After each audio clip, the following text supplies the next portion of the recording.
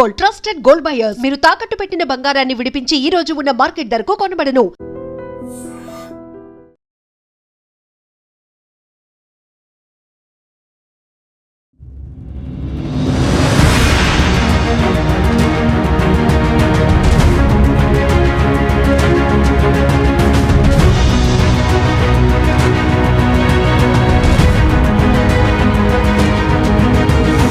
ఇవాల్టి మన గెస్ట్ ఎవరో కాదు, నగరేకల్ ఎమ్మెల్యే వేముల వీరేశం గారు.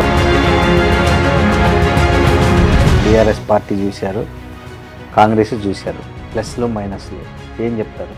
అంటే కాంగ్రెస్ పార్టీలో పూర్తిగా ప్రజాస్వామ్యం, నువ్వు బతికేటువంటి ఒక ఫ్రీడము, నువ్వు పని చేసుకునేటువంటి ఒక ఫ్రీడము, నువ్వు ఎదగటానికి కూడా ఒక ఫ్రీడమ్ దీంట్లో ఉంటుంది. కానీ బీఆర్ఎస్ పార్టీలో వ్యక్తి సామ్యం ఉంటుంది. వ్యక్తికి నచ్చినట్టు, వ్యక్తి చెప్పినట్టు, వ్యక్తి మనోభావాలకు అనుగుణంగా పనిచేసుకోవాలి. ఆ వ్యక్తికి నచ్చకుండా మనమే వెళ్ళిపోవాలి, మనకు నచ్చకుండా మనమే వెళ్ళిపోవాలి. వేముల వీరేశం బీఆర్ఎస్లో ఎదుర్కొన్న ప్రధానమైన ఇబ్బందులు ఏంటి? ప్రధానంగా బీఆర్ఎస్లో ఆత్మగౌరవం అనేటువంటి ఒక సమస్యను, వేముల వీరేశము ఈ పార్టీ ఆ పార్టీ పూటకు ఒక పార్టీ మారేటువంటి ఒక తత్వం ఉన్నటువంటి వ్యక్తి కూడా కాదు. విప్లవోద్యమం నుంచి బయటకు వచ్చేసిన తర్వాత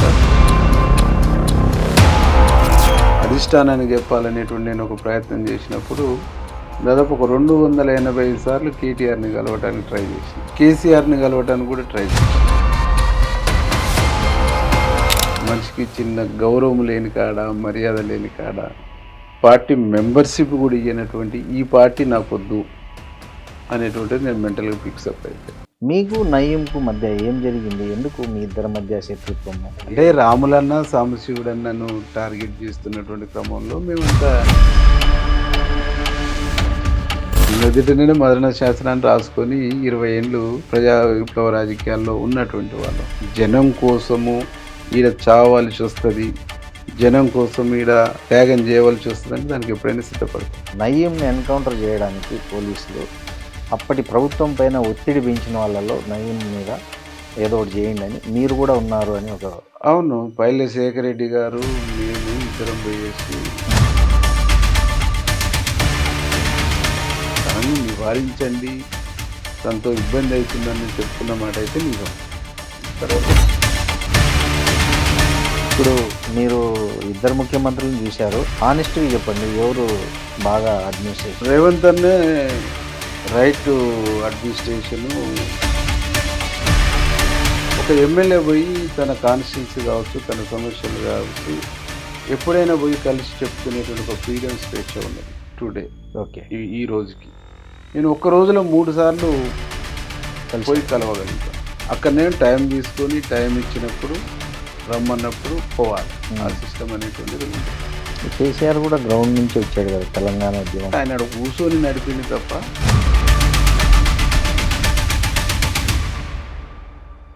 నమస్తే, వెల్కమ్ టు ఐ డ్రీమ్స్. నేను మీ రొద్దం శ్రీనివాస్. ఇవాల్టి మన గెస్ట్ ఎవరో కాదు, నగరేకల్ ఎమ్మెల్యే వేముల వీరేశం గారు. ఆయన ఇప్పటికీ 2 సార్లు ఈ నియోజకవర్గానికి ఎమ్మెల్యేగా ఉన్నారు. అంతకుముందు విప్లవ ప్రజా జీవితంలో ఆయన చాలా కాలం పనిచేసి తర్వాత ప్రజా రాజకీయాల్లోకి వచ్చారు. 2 సార్లు ఎమ్మెల్యేగా ఉన్నారు నగరేకల్ నుంచి. ఇప్పుడు మనతో ఉన్నారు, మాట్లాడదాం వీరేశం గారితో. నమస్తే సార్. నమస్తే. ఏంటి, ఎలా ఉంది రాజకీయాలు? బాగున్నాయా? అంటే మీరు అండర్ గ్రౌండ్లో పనిచేశారు, రాజకీయాల్లో పార్లమెంటరీ రాజకీయాల్లో పనిచేస్తున్నారు. ఏది బెస్ట్ అనిపిస్తుంది మీకు ఇప్పుడు? 2 చూశారు కాబట్టి. అంటే దానికి ఉండే ప్రత్యేకత దానిది, దీనికి ఉండే ప్రత్యేకత దీనిది. అంటే దేనికి ఉండేటువంటి ఒక గొప్పతనం ఆ రాజకీయాలకు ఉంటుంది. అంటే విప్లవ రాజకీయాలు ఈ దేశ విముక్తి కోసము, ప్రజల యొక్క విముక్తి కోసము పనిచేసేటువంటి, సమాజం కోసం పనిచేసేటువంటి లక్ష్యం వేరుంటుంది. పార్లమెంటరీ ప్రజాస్వామ్య వెలుగులో, ఈ ప్రజాస్వామ్య వెలుగులో ఎన్నిక కాబడినటువంటి ప్రజాప్రతినిధులు ప్రభుత్వ పథకాలని, ప్రభుత్వ స్కీముల్ని ప్రజలకు అందివ్వడంతో పాటు ఒక మంచి పరిపాలన, మంచి అడ్మినిస్ట్రేషన్ ఇచ్చేటువంటిది ఇందులో ఉంటుంది. అంటే అందులో పరోక్షంగా ప్రజల కోసం నిత్యము పరితపించేటువంటి కమిట్మెంట్తో కూడుకున్న తత్వం ఉంటుంది. ఇందులో లీగల్గా ప్రజాస్వామికబద్ధంగా ప్రజల్ని కలుసుకోవటం, పనిచేయటం అనేటువంటి తృప్తి అక్కడుండే తృప్తి అక్కడ, ఇక్కడుండే తృప్తి ఇక్కడ. సో ఇప్పుడు మీరు రాజకీయాల్లో ఉన్నారు, అక్కడ మీరు ఒక సిద్ధాంతంతో పనిచేశారు, కానీ రాజకీయాల్లో ఒక సిద్ధాంతమే పనిచేయదు. సో ఆ గ్యాప్ను మీరు ఎట్లా ఫేస్ చేశారు? అంటే జనరల్గా ఏ పార్టీకైనా, కాంగ్రెస్ పార్టీకైనా, కమ్యూనిస్ట్ పార్టీకైనా, బీజేపీ పార్టీకైనా, బీఆర్ఎస్కైనా, ఏ పొలిటికల్ పార్టీకైనా దానికంటూ ఒక ఐడియాలజీ ఉంటుంది, ఒక సిద్ధాంతం ఉంటుంది. ఆ సిద్ధాంతం వెలుగులోనే పార్టీ పనిచేస్తుంది. కాంగ్రెస్ పార్టీకి ఒక ఫిలాసఫీ ఉంటుంది. కాంగ్రెస్ పార్టీ ఫిలాసఫీ వెలుగులోనే కాంగ్రెస్ పార్టీ ముందుకు పోతూ ఉంటుంది. కాంగ్రెస్ పార్టీ ఈ దేశానికి స్వతంత్రం తెచ్చినటువంటి, స్వతంత్ర పోరాటంలో ఉన్నటువంటి నెహ్రూ, గాంధీ వాళ్ళ యొక్క ఐడియాలజీతోనే, వాళ్ళ యొక్క ఆలోచన విధానంతోనే ఇందిరాగాంధీ, ఆ తర్వాత వచ్చినటువంటి రాజీవ్ గాంధీ గారు కానీ, ఈనాటి సోనియా గాంధీ, రాహుల్ గాంధీ వరకు కూడా ఒక ఐడియాలజీతో పనిచేస్తారు. మేము కూడా వివిధ పొలిటికల్ పార్టీలను చూసినప్పుడు Congress party ideology, Congress party సిద్ధాంతము, కాంగ్రెస్ పార్టీకి ఉన్న లౌకిక తత్వం, ఇవన్నిటిని కూడా చూసిన తర్వాత మాకు రైట్ నౌ కరెక్ట్ పార్టీ కూడా కాంగ్రెస్ పార్టీలో. ఇందులో ఒక ప్రజాస్వామ్యం ఉంటుంది, మాట్లాడుకునేటువంటి స్వేచ్ఛ ఉంటుంది, తనకు నచ్చినటువంటి అభిప్రాయాల్ని, నచ్చినటువంటి భావాలను చెప్పేటువంటి ఒక స్వేచ్ఛ కూడా ఉంటుంది. కార్యకర్తకైనా, నాయకునికైనా, ఎమ్మెల్యేకైనా, మంత్రికైనా, ముఖ్యమంత్రికైనా, ఎక్కడనైనా ఏ వేదిక పైన తనకు నచ్చినటువంటి అభిప్రాయాన్ని స్వేచ్ఛగా చెప్పుకునేటువంటి ఒక స్వేచ్ఛాయుతమైనటువంటి వాతావరణం కాంగ్రెస్ పార్టీలో ఉంటుంది. కమ్యూనిస్ట్ పార్టీ కూడా అదే, ఒక స్వేచ్ఛాయుతమైనటువంటి వాతావరణం, తనకు నచ్చినటువంటి అభిప్రాయాన్ని, నచ్చినటువంటి భావాన్ని కాన్స్టిట్యూషన్ కూడా చెప్తుంది. అవును. కాబట్టి దాన్ని నచ్చే మేము దీంట్లోకి వచ్చాం. మీరు రెండు పార్టీలు చూశారు, బీఆర్ఎస్ పార్టీ చూశారు, కాంగ్రెస్ చూశారు. సో దానికి దీనికి చెప్పాల్సి వస్తే ప్లస్లు మైనస్లు ఏం చెప్తారు? అంటే కాంగ్రెస్ పార్టీలో పూర్తిగా ప్రజాస్వామ్యం ఉంటుంది. కింది నుంచి పైకి, పైనుంచి కిందికి ప్రతి చోట ప్రజాస్వామ్యం ఉంటుంది, స్వేచ్ఛ ఉంటుంది. నీకు నచ్చినట్టు, నీకు తోచినట్టు నువ్వు బతికేటువంటి ఒక ఫ్రీడము, నువ్వు పని చేసుకునేటువంటి ఒక ఫ్రీడము, నువ్వు ఎదగటానికి కూడా ఒక ఫ్రీడమ్ దీంట్లో ఉంటుంది. కానీ బీఆర్ఎస్ పార్టీలో వ్యక్తి సామ్యం ఉంటుంది. వ్యక్తికి నచ్చినట్టు, వ్యక్తి చెప్పినట్టు, వ్యక్తి మనోభావాలకు అనుగుణంగా పని చేసుకోవాలి. ఆ వ్యక్తికి నచ్చకున్నా మనమే వెళ్ళిపోవాలి, మనకు నచ్చకున్నా మనమే వెళ్ళిపోవాలి. అట్లాంటి ఒక నియంత్రితమైనటువంటి పద్ధతి ఉంటుంది. ఒక నిర్మాణము, సిస్టము, ఒక కమిటీ, కింది కమిటీ నుంచి పై కమిటీకి, పై కమిటీ నుంచి కింది కమిటీకి ఒకదాన్ని ఒకటి అభిప్రాయాన్ని షేర్ చేసుకోవటం కానీ, ఆలోచనలు షేర్ చేసుకోవటం కానీ ఉండదు అన్నట్టు. ఏ కమిటీ అయినా ఆ పైన ఉండేటువంటి ఆ పార్టీ వ్యవస్థాపక అధ్యక్షులు ఎవరైతే ఉన్నారో వాళ్ళు చెప్పిందే వినిపోవాలి. సమావేశాలనైనా, మీటింగులనైనా, ఎక్కడనైనా, ఎన్నైనా తన ఆలోచనే మనందరి ఆలోచన, తన అభిప్రాయమే మనందరి అభిప్రాయమే, తన చెప్పిందే మనం ఆచరించడం అనేటువంటిది ఉంటుంది. కానీ కాంగ్రెస్ పార్టీలో అట్లుండదు. కింది స్థాయి, ఇప్పుడు ఉదాహరణకు జిల్లా పార్టీ అధ్యక్షులు ఎంపిక జరిగింది. ఏఐసిసి నుంచి ఒక ఇన్ఛార్జ్ వచ్చి మండల అధ్యక్షుల కాంచి మొదలుకుంటే గ్రామ అధ్యక్షుల కానించి వాళ్ళ ఒపీనియన్స్ తీసుకొని, ఎమ్మెల్యేల ఒపీనియన్స్ అలాగా తీసుకొని, మండల అధ్యక్షుడి ఒపీనియన్ కూడా 1 to 1 తీసుకొని, మొత్తం జిల్లాలో వచ్చినటువంటి అభిప్రాయాల్ని ఒక కాడ క్రోడీకరించేసి ఒక అధ్యక్షుని ఎంపిక ప్రక్రియ జరుగుతుంది. దాంట్లోనే డైరెక్ట్ అపాయింట్ చేసినే ఉంటుంది అన్నట్టు, అడగటం అనేది ఉంటుంది ఉండదు. తనకు నచ్చినా, తను మెచ్చినా, తనకు దోషినటువంటి వ్యక్తిని పెట్టుకుంటారు. అంటే దానికి దీనికి ఆస్మాన్ పరకు ఉంటుంది అన్నట్టు. ఒక జాతీయ పార్టీగా ఉంటుంది. మిగతా పార్టీల కంటే కూడా ఎక్కువ ప్రజాస్వామ్యం దీంట్లో. వేముల వీరేశం బీఆర్ఎస్లో ఎదుర్కొన్న ప్రధానమైన ఇబ్బందులు ఏంటి? ప్రధానంగా బీఆర్ఎస్లో ఆత్మగౌరవం అనేటువంటి ఒక సమస్యను వేముల వీరేశం బాగా ఫేస్ చేసిండు. ఎందుకు ఫేస్ చేసిండు అని అంటే, వేముల వీరేశము ఈ పార్టీ ఆ పార్టీ పూటకు ఒక పార్టీ మారేటువంటి ఒక తత్వం ఉన్నటువంటి వ్యక్తి కూడా కాదు.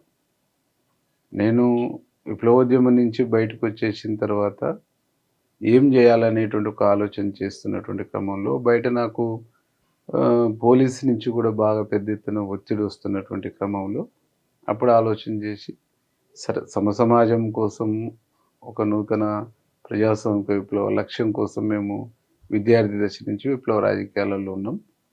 అది సాధించలేకపోయినాం. ఈ క్రమంలో కనీసం తెలంగాణ ఉద్యమంలోనైనా మనం పనిచేసి తెలంగాణ రాష్ట్రాన్ని సాధించినటువంటి దాంట్లోనైనా మనం భాగస్వాములు అయిదాం అనేటువంటి లక్ష్యంతో నేను టీఆర్ఎస్లో చేరినాను. టీఆర్ఎస్ ఉద్యమంలో యాక్టివ్ పాల్గొన్నాను. అనేక ఇన్సిడెంట్లలో కూడా నేను ఉన్నాను. కేసులలో ఉన్నాను, కేసులలో అరెస్ట్ అయ్యి 3rd డిగ్రీ కూడా అనుభవించినాను. అవన్నీ కూడా నేను ఫేస్ చేసినాను. ఫేస్ చేసినటువంటి క్రమంలో మేము దీంట్లోకి వచ్చిన నాడు ఎమ్మెల్యే అవుతాం అనుకోలేదు. అసలు పదవులు ఆశించి రాలేదు. పదవులు ఆశించి రాలేదు. పదవి వస్తుంది, రాష్ట్రం సాధించాలనుకున్నాం కానీ రాష్ట్రం వస్తుంది, వచ్చిన రాష్ట్రంలో ఎమ్మెల్యేలం అవుతాం అనేటువంటి ఆలోచన తప్పున కూడా ఎప్పుడూ లేదు. దానికోసమే కూడా పరితపించలేనట్టు ఉన్నటువంటి పరిస్థితి కూడా లేదు. వచ్చినాం జైన్ పని చేసినాం, మా పనిని కూడా గుర్తించిండ్రు, ప్రజల్లో ఉన్నాము. రాష్ట్రం వచ్చింది. రాష్ట్రం వచ్చిన తర్వాత నెకరకల్లు గెలుస్తుందా గెలవదా అనేటువంటి ఒక పరిస్థితిలో ఒక్క ఓటుతోనైనా నేను గెలిచి వస్తాను అని చెప్పి అప్పుడు నా ప్రచారానికి ఒక్కసారి పార్టీ అధ్యక్షునిగా అప్పుడు ఉన్నటువంటి కేసీఆర్ వచ్చింది తప్ప మిగతా నాకు ఒక ఏజ్, ఒక 45 years 50 years ఏజీ దాటినటువంటి వాళ్ళు ఒక్క వ్యక్తి 45 నుంచి 50 years అబోవ్ ఉన్నటువంటి ఒక్క వ్యక్తి కూడా నాతో ప్రచారంలో లేడు. మీరే సింగిల్ హ్యాండ్. నేనే నా చదువుకున్నటువంటి ఓయూ పిల్లలు కొంతమంది, కాకతీయ యూనివర్సిటీ పిల్లలు కొంతమంది, ఇక్కడ ఉన్నటువంటి యువకులు వీళ్ళందరినీ కలుపుకొని ఊర్లలో అప్పటికి మేము చేసుకున్నటువంటి నిర్మాణం దీంతో ప్రయత్నం చేసుకొని అప్పుడు 2000 ఓట్ల చిల్లరతో గెలవటం జరిగింది. గెలిచిన తర్వాత ఈ నియోజకవర్గంని ఆశించినటువంటి పద్ధతిలో డెవలప్మెంట్ ఫండింగ్ తీసుకొచ్చి డెవలప్ చేసి ఇది అయిపోయినటువంటి క్రమంలో 2018లో ట్రక్కు గుర్తు మూలంగా నేను ఓడిపోయినాను. ట్రక్కు గుర్తు దాదాపు 10,000 పైచిలకు ఓట్లు తీసుకోవటం, దాంతో నీకు పబ్లిక్ కూడా బాగా కన్ఫ్యూజ్ అయిపోవటము, కింది నుంచి 5 ట్రక్కు, పైనుంచి 5 కారు, దాంతో నేను ఓడిపోయినాను. ఓడిపోయిన తర్వాత కూడా నేను పెద్ద ఏం ఫీల్ కాలేదు. ఆ ఓటమికి నాదే బాధ్యత, నేనే బాధ్యత వహిస్తాను చాలా మంది ఓడిపోయారు మీరే అని చెప్పేసి నేను చెప్పుకొని మళ్ళీ పని చేసుకుంటూ పోతున్నాను. తర్వాత గ్రామ పంచాయతీ ఎన్నికలలో జడ్పీ మెజార్టీ సీట్లు గెలిపించుకున్నాం.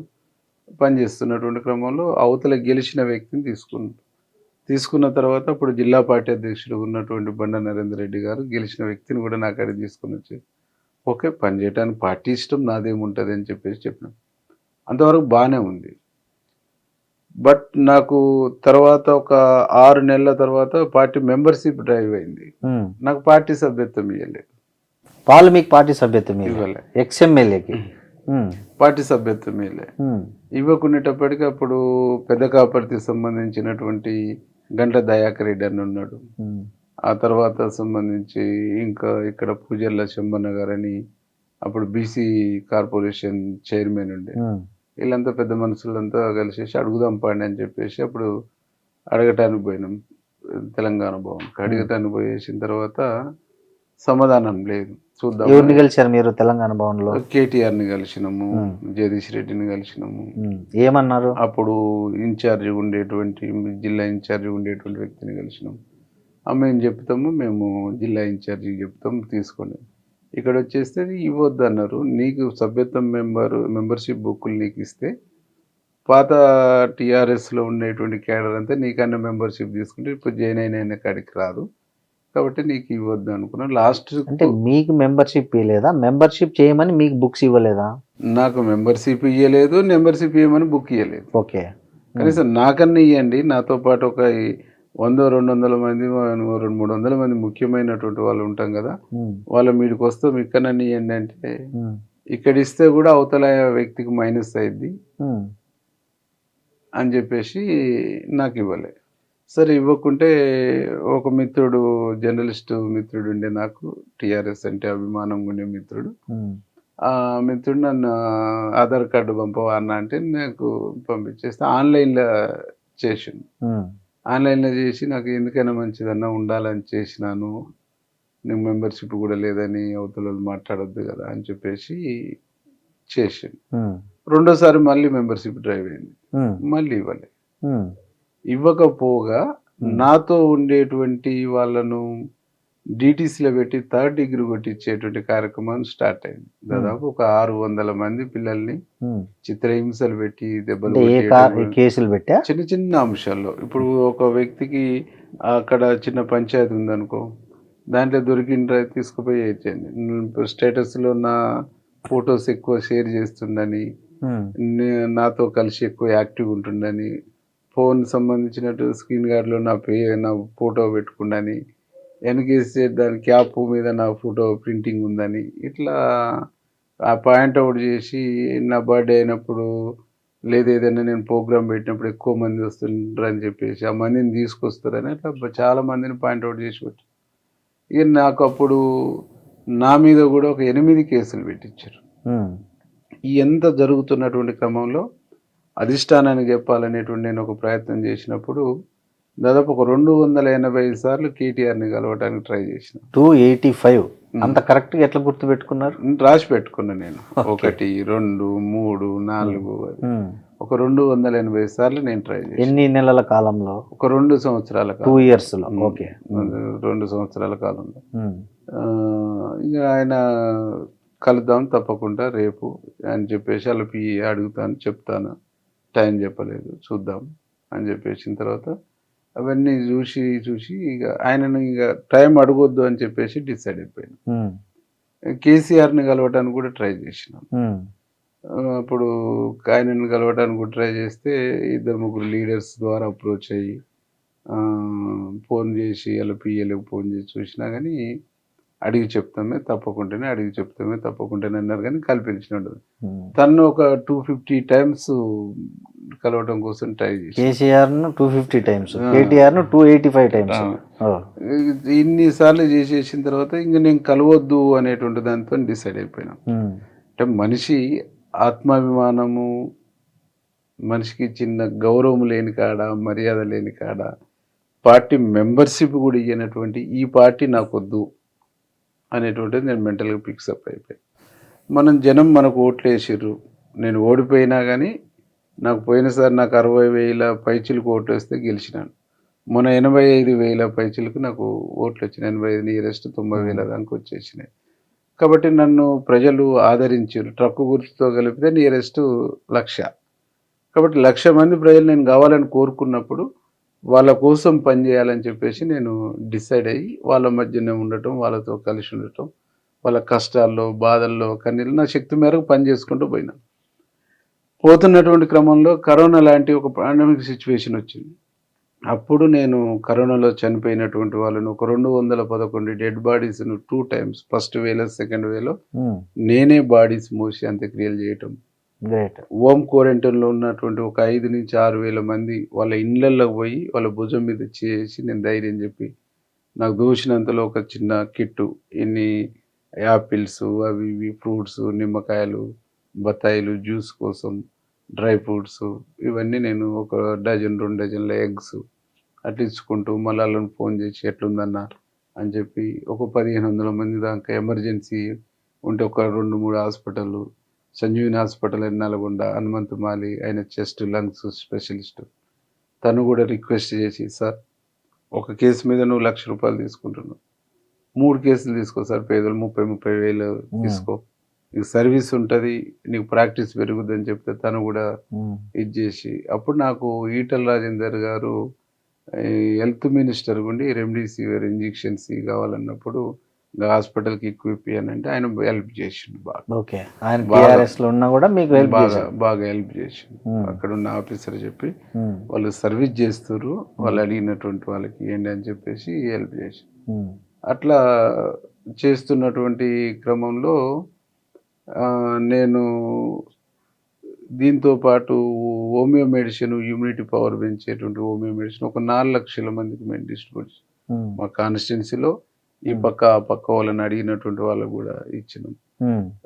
కషాయ వితరణ కేంద్రాలు అని చెప్పేసి పొద్దున టీ స్టాల్ లాగా పెట్టేసి ఇట్లా ఒక సర్వీస్ మోటలో మేము పోయినటువంటి క్రమంలో ప్రజలు నువ్వు ఇండిపెండెంట్గా చేసినా నీకు ఓటు వేస్తామనేటువంటి క్రమంలో నడుస్తున్నటువంటి పరిస్థితుల్లో అప్పుడు రేవంత్ అన్న కానీ, పొంగులేటి సీనన్న, వీళ్ళందరూ కాంగ్రెస్ పార్టీ అయితేనే ఉంటుంది, ఇక్కడ ఒక దుర్మార్గమైనటువంటి మనిషిని మనిషిగా చూసేటువంటి సిస్టమ్ లేని ఈ రాజకీయాలు, ఈ పార్టీ మనకు అవసరం లేదు అనేటువంటి పద్ధతిలో మేము ఇది చేసినాం.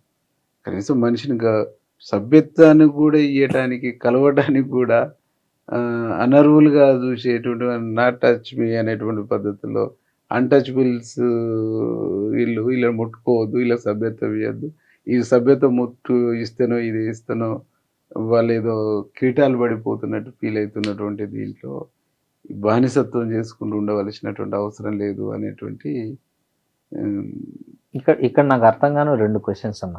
ఒకటి, మీరు సమర్థులు, ఆల్రెడీ గెలిచి నిరూపించుకున్న వాళ్ళు ఉన్నారు.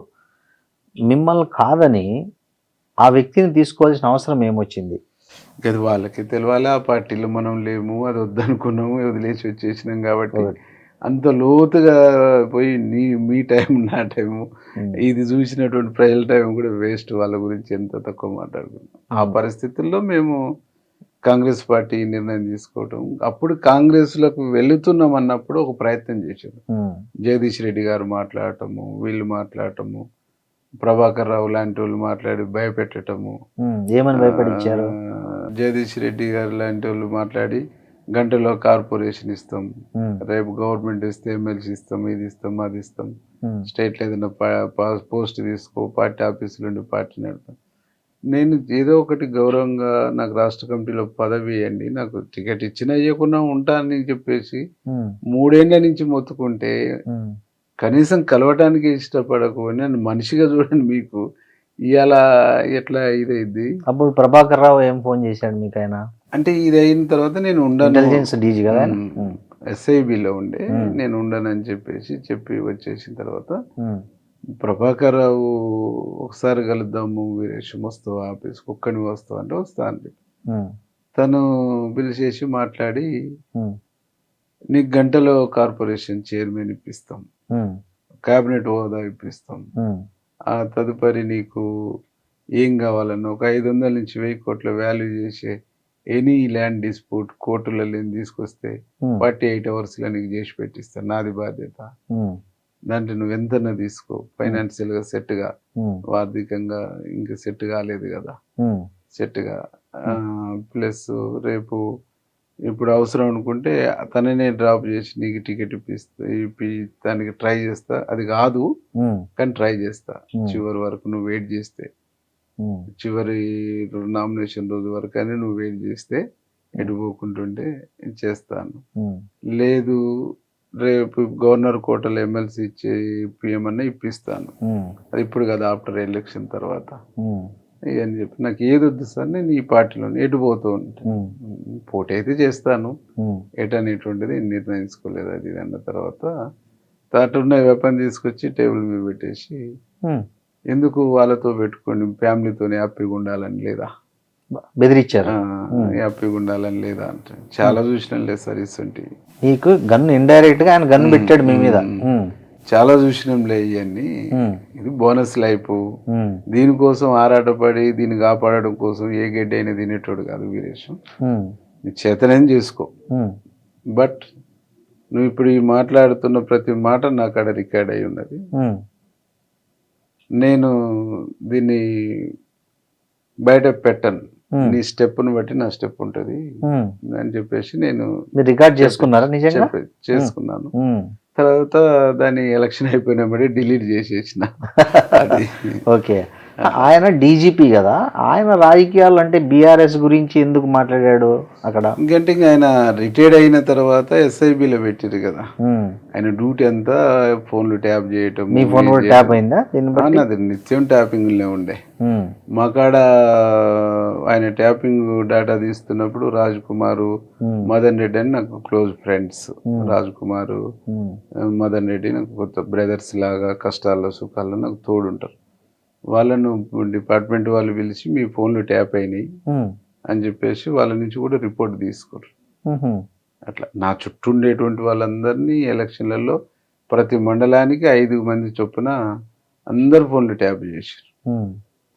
నా ఫోను 3 ఏళ్ళ నుంచి కంటిన్యూ ట్యాపింగ్లే ఉంది. అంటే మీ మీద ప్రధానంగా ఎవరైనా ఆరోపించేది ఏంటంటే మీరు దందాలు చేస్తారు, సెటిల్మెంట్లు చేస్తారు, ఏదన్నా భారీ పెద్ద పెద్ద భూములకు సంబంధించి స్థలాలకు సంబంధించి గన్ను పెట్టి బెదిరిస్తారు, కోట్ల రూపాయలు సెటిల్మెంట్ రూపంలో వసూలు చేస్తారు. ఈ ఆరోపణలు చాలా ఉన్నాయి మీ మీద. వీటిలో ఏవి నమ్మాలంటే ఎవరు చేసిర్రు అంటే దాన్ని బట్టి మాట్లాడదాం. ఎవరు చేసిర్రు? మీ ప్రత్యర్థులు అనుకోరాదు. ఇక్కడ ఉండే మాజీ ఎమ్మెల్యే చిరుమర్తి లింగయ్య చేస్తాడు. అంటే తన జీవితము, అంటే తన రాజకీయ జీవితం అంతా వీరేశం మీద మాట్లాడితేనే ఇక నాకు గత్యంతరం అనేటువంటి పద్ధతిలో చెప్తారు. ఇది ఇవాళ మాట్లాడతలేదు. 2014 నుంచి మొదలు పెట్టితే 2023 ఎన్నికల వరకు అదే మాట్లాడతాడు. నా మీద మాట్లాడతాడు, నా ఫ్యామిలీ మీద మాట్లాడతాడు, దందాలు చేస్తారంటాడు, దౌర్జన్యాలు చేస్తారంటారు, బెదిరిస్తారంటారు. ఇది పోనీ ఎక్కడ చేసినామంటే ఒక ప్రూఫ్ ఉండదు. జనరల్గా ఇట్లాంటి వాటికి ప్రూఫ్స్ ఉండవు కదా. జనరల్గా కాదు కదా, అసలు ప్రూఫే ఉండదు. బట్ ఎవడు తప్పుడోడు, ఎవడు తప్పులు చేస్తుండ్రు, ఎవడు నేరాలు చేస్తుండ్రు అనేటువంటిది ఈ నియోజకవర్గ ప్రజలకు తెలుసు. కాబట్టి 2023 ఎన్నికల తన రికార్డ్ అంతా తీసి చూడండి. డెవలప్మెంట్ యాక్టివిటీ ఇంకోటి చెప్పుడు తక్కువ. వీరేశాన్ని తిట్టడం, కొన్ని చోట్ల కోమటిరెడ్డి బ్రదర్స్ని తిట్టడం, రేవంత్ రెడ్డి గారు మా ముఖ్యమంత్రి గారిని తిట్టడం, దాంట్లో 50% నన్ను తిట్టడం ఉంటుంది. నా మీద ఆయన ప్రధానంగా ఏం చేస్తాడు, మాజీ నక్సలేటు ఈ నుంచి ఆడికి ఇది. అంటే మాజీ నక్సలేట్లు అంటే కనీస ఎథిక్స్ లేకుండా, కనీస విలువలు లేకుండా ఎక్కడికంటే అక్కడ దిగజారిపోయి బతుకుతారనేటువంటి ఒక కాన్సెప్ట్ ఉన్న, అవగాహన రాహిత్యము, అవగాహన లేనటువంటి వ్యక్తులు, అవతల ఉన్నటువంటి వ్యక్తులు. ఒక ఐడియాలజీ ఉంటే, ఒక సిద్ధాంతం ఉంటే, సమాజం పట్ల, వ్యవస్థ పట్ల, మనుషుల పట్ల, సిస్టమ్ పట్ల ఒక స్పష్టమైనటువంటి అవగాహన ఉంటే మాట్లాడరు. మనం మాట్లాడినాం, మన నోటి నుంచి మాట వచ్చిందంటే నీకాడ ఒక పేపరో రసీదో మసీదో ఉండాలి. ఏ రసీదు మసీదు ఉండదు. గన్ పెట్టిండు వీరేశం. అసలు నేను ఇట్లాంటి వెధవలు ఉంటారని చెప్పేసి నేను అసలు లైసెన్స్ గన్నే తీసుకోలేదు. నాకు లైసెన్స్ గవర్నమెంట్ ఇచ్చినా నేను తీసుకోలేదు. ఎందుకు? దాన్ని నేను ఉత్తపట్టుకున్నా ఇట్లాంటి మాటలు మాట్లాడతారనే చెప్పేసి నేను తీసుకోలేదు. పోనీ నేను ఎమ్మెల్యే ఉన్నప్పుడు నాకు గన్మెన్లను కూడా తీసేపించారు. ప్రభుత్వంలో గన్మెన్లను తీసేపించారు. నేను మాజీ ఎమ్మెల్యే అయిన మరుక్షణం ఈయన జైన్ అయిన ఏమంటే అందరు మాజీ ఎమ్మెల్యేలకు గన్మెన్లు ఉంటారు ఈ రాష్ట్రంలో. ఒక్క వీరేశాన్ని మాత్రమే తీసేయటమే కాదు, ఈయనకు చాలా మంది శత్రువులు ఉన్నారు కదా, ఏమన్నా అయితే అట్లా నన్ను వచ్చి ప్రాధాయపడతాడేమని చెప్పేసి అప్పుడు ఉన్నటువంటి ఎస్పీతో ఫోన్ చేపిస్తాను. నువ్వు పోయి రిక్వెస్ట్ చేసుకో, నువ్వు పోయి బతిలాడుకో, నువ్వు పోయి ఇది చేసుకో, 1+ నన్ను ఇస్తారు, లేకుంటే ఏమైనా జరుగుద్దని. అంటే వీళ్ళు భయపెట్టి గన్మెన్లను తీసేసి కేసులు పెట్టి మెంబర్షిప్ ఇవ్వకుండా ఇట్లా అనేక రకాలుగా హింసించిన నేనుగా నిలబడటము, నేనుగా సస్టైన్ కావటము, మళ్ళీ గెలవటం అనేటువంటిది వీళ్ళకు నిద్రపట్టనటువంటి అంశం.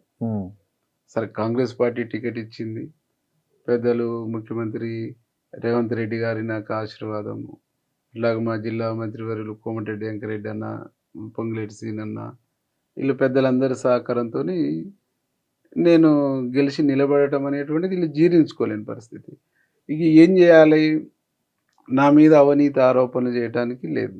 పోనీ ఈ నియోజకవర్గంలో ఎక్కడన్నా వీరేశము గీలకాడ లంచం తీసుకుండు, గీలకాడ పర్సెంటేజ్ తీసుకుండు, ఈ నియోజకవర్గంలో ఈ బిజినెస్లు చేసిండు అనేది ఎక్కడన్నా చూపించమనండి. ఇంకో ఈ 2-3 రోజులు కొద్ది రోజుల క్రితం ఆయన ఈ వరి గురించి కూడా మీ మీద ఆరోపణలు చేశాడు చిరుమర్తి లింగయ్య. ఏం వరి?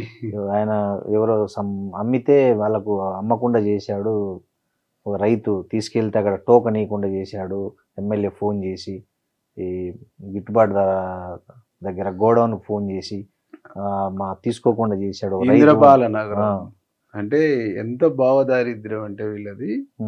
నా నియోజకవర్గ ప్రజలు, మంచి ప్రశ్న, నా నియోజకవర్గ ప్రజలందరూ కూడా తెలవాలి.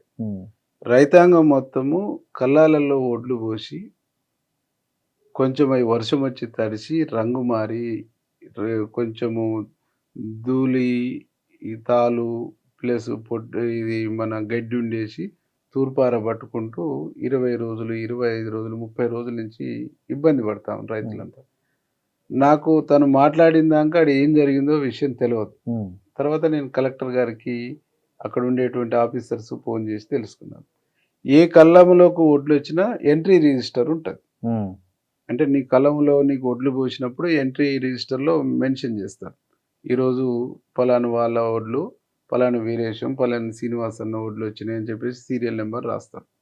మ్యాచర్ చూస్తున్నప్పుడు కూడా ఈరోజు మ్యాచర్ చూసినప్పుడు నీకు మ్యాచర్ పర్సంటేజ్ ఎంత ఉందో వేసుకుంటూ పోతుంటారు. డైలీ ఇది ప్రాసెస్. నీకు ఎన్ని గన్ని బ్యాగ్స్ ఇచ్చినాయో రాస్తారు. ఆయన చెప్పినటువంటి క్యాండిడేట్ జగదీష్ రెడ్డి గారి వల్ల బంధువు. ఆయన ఒరి కోసిండు. ఒరి కోసేసి ఏం చేసిండు, ఆయన ఇంటికాడనే కుప్ప పోసుకుండు. అదే రోజు ఇంటికాడ కుప్ప పోసుకుండు.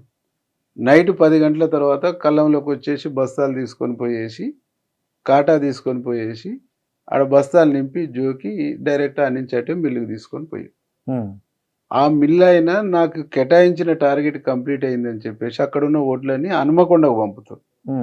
ఈ రైతులు పోయేసి మా ఓట్లు హనుమకొండకి ఎట్లా పంపుతావు, మా మ్యాచర్ వచ్చినాయి, మేము 20 రోజులు ఎండబెట్టుకొని అమ్మినాము, ఇప్పుడు కోసినాయి ఏ ప్రాతిపద ఎగబట్టలేదు, మ్యాచర్ రాలేదు, ఎట్లా పోతావు, అవి కొన్నప్పుడు మాయ కొనాలని చెప్పేసి రైతులు ఆపేసిన తర్వాత వీళ్ళు ఏం చేయాలి, మేము పచ్చి అమ్ముకుంటున్నాం, 1 కేజీ 2 కేజీలో తగ్గించేసి అమ్ముకుంటున్నాం అని ఏదో తిప్పల పడాలి.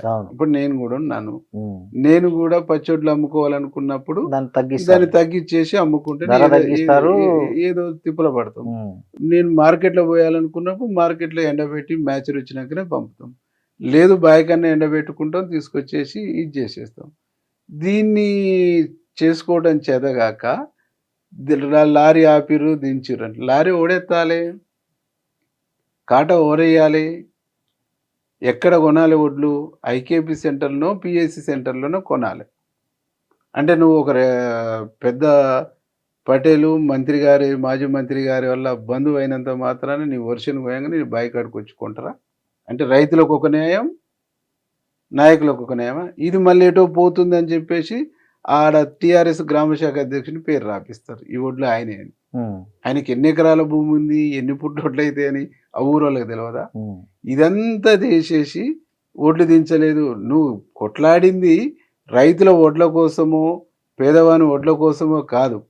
మీ నాయకుని ఓట్లు కళ్ళంలోకి రాకుండా నేరుగా మిల్లుకు పోవాలి, మ్యాచర్ రాకుండా మా ఒడ్లు కొనాలి, దీన్ని తూర్పార పట్టకుండా మా ఒడ్లు కొనాలి, మేము ఆడించి ఆడికి మా ఇంటికే వచ్చి బస్తాలు నింపాలి, మా ఇంటికే వచ్చి కాటా వేయాలి, మా ఇంటికే వచ్చి లోడ్ పెట్టుకొని పోయి కొనాలి అనేటువంటిది వాళ్ళ సిస్టమ్.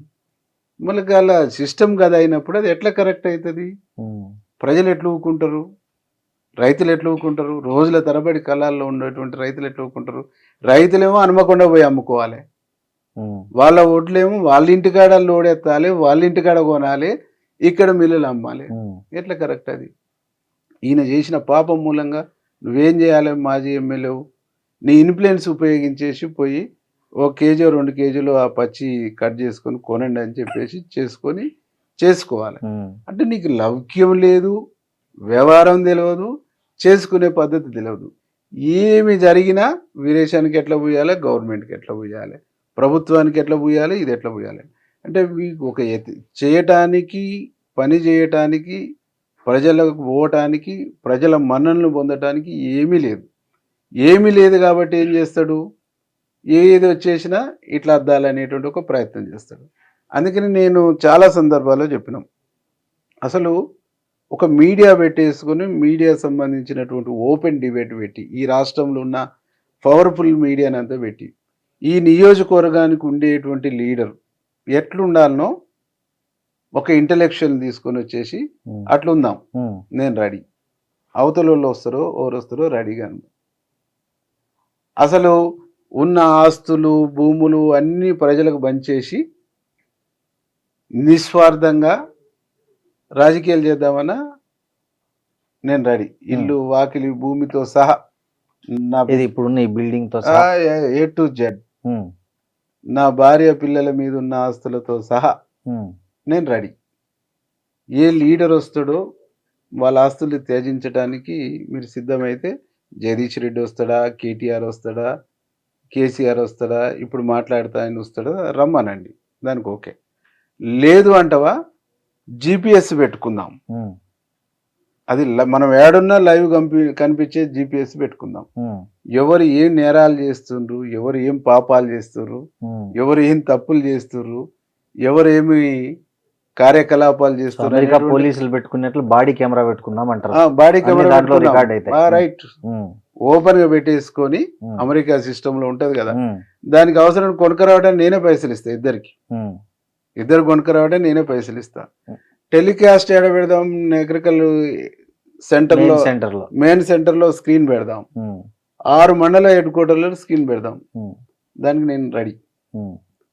లేదు వేముల వీరేశం రాజకీయ జీవితం స్టార్ట్ అయిన కానించి ఇప్పటి వరకు ఏం మిస్టేక్స్ చేసిరు ఏమనేటువంటిది నార్కో టెస్ట్కు పోయేసి బయట ఓపెన్ పెట్టేసి స్క్రీన్ ఠాగూర్ సినిమాలో చేద్దాం, దానికి రమ్మని గదానికి సిద్ధపడి వచ్చేస్తే అయిపోతుంది. నేను రెడీ, నేను వైట్ పేపర్ని, నేను ఈడ సంతకం పెట్టమన్నా, నార్కోకు సంతకం పెట్టమన్నా, ఇది దీనికి సంబంధించి జీపీఎస్ బాడీ కెమెరా పెట్టుకొని చలో మనం ప్రజల కోసం పనిచేద్దామని నేను రెడీ.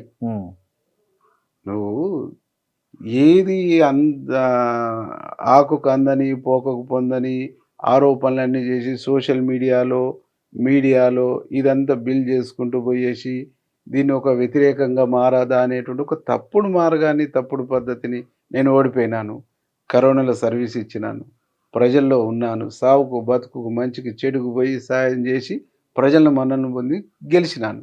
నువ్వు అట్లాంటిది ఇంకో కొత్త మార్గం ఎన్నుకొని సేవ చేసి సర్వీస్ చేసి ప్రజల మన్నలను పొందేసి నేను గెలవటానికి ప్రయత్నం చేయమని చాలాసార్లు సూచన చేసినాను. ఈ బాయికాడ పంచాయతీల ముచ్చటేంది? ఏ బాయికాడి బావి దగ్గర పోయి మీరు ఆ చీకట్లో అన్ని వ్యవహారాలు చేస్తుంటారు అని అంటే ఒక పని చేయమనండి, నా పొలం కాడి పోయి నేను పని చేసుకుంటాను. చీకటి వ్యవహారాలు, తాగుడు వ్యవహారాలు, తప్పుడు వ్యవహారాలు వేముల వీరేశానికి లేవు. మరి అవతల వ్యక్తులకు ఉన్నాయన్నీ నా మీద ఆపాదిస్తే నేనేం చేయనన్నా, నా అవతల వ్యక్తులకు ఉన్నాయనేటువంటి నా మీద ఆపాదిస్తే నేనేం చేయాలి? ఇప్పుడు నా చుట్టుపక్కల ఉన్నటువంటి బావులోళ్ళు ఉన్నారు, ఈ పక్కన వెంకన్న అని వ్యవసాయం చేస్తాడు, ఆ పక్కన సత్యన్న అని చేస్తాడు, ఆ పక్కన మహేష్ వాళ్ళు ఉంటారు, ఈ పక్కన సీను వెంకన్న వెళ్ళటం, పక్కన మా సిపిఎం లీడర్ భాస్కర్ అన్న, సుధాకర్, ఆకుల భాస్కర్ అన్న, ఆకుల సుధాకర్ ఉంటారు. అసలు వీరేశం మీద ఎట్లుంటాడు, వీరేశం మీద ఏం పని చేసుకుంటాడు, గంట 2 గంటలు అర్ధ గంట వస్తే బాయికాడ పని చేసుకుంటాడా, తాగి తందనాలు ఆడతాడా అనేటువంటిది అడిగితే చెప్తారు కదా.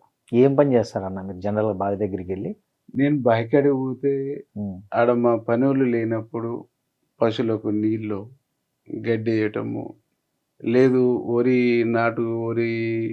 కోస్తున్నప్పుడు ఉండి పని చేసుకోవటము, నాటు పెట్టినప్పుడు పొలంలో నీళ్లు, బావిలో సంబంధించినటువంటి నీళ్లు, ఆ మోటార్లు ఖరాబ్ అయినప్పుడు బాగు చేయించుకోవటం, నేను మండే పోసిన కానించి, మండే కట్టే కానించి, మొలక జల్లే కానించి, నాటు పెట్టే కానించి, కలుపు మందు పెట్టే కానించి, కలుపు పోయి తీసేసి మళ్ళీ రెండోసారి యూరియా వేసే కానించి, అది పొట్టకొచ్చిన తర్వాత ఊస తిరుగుడు రాకుండా ఉండటానికి పురుగు మందు పెట్టించే కానించి వరి కోసేంత వరకు నేను నిరంతరం మానిటరింగ్ చేసుకుంటాను.